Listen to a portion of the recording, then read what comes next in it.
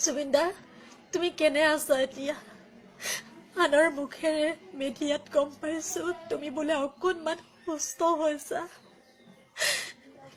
যিদিনাখন মই তোমাৰ ভিডিঅ'টো দেখিছিলো তুমি অসুস্থ হৈছা মই ধীৰ আৰু স্থিৰে থাকিব পৰা নাই মই ভগৱানক প্ৰাৰ্থনা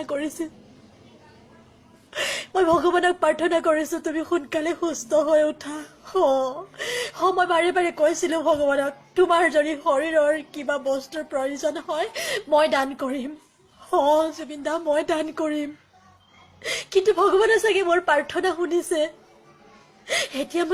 এতিয়া মই গম পাইছো তুমি বোলে সুস্থ হৈছা সোনকালে সুস্থ হৈ তুমি আমাৰ মাজলৈ পুনৰ ঘূৰি আহা তাকে মই ভগৱানক খাতিৰ কৰিছো Thank you, Lord. Thank you, Jesus. সোনকালে সুস্থ কৰি দিয়াৰ বাবে Thank you.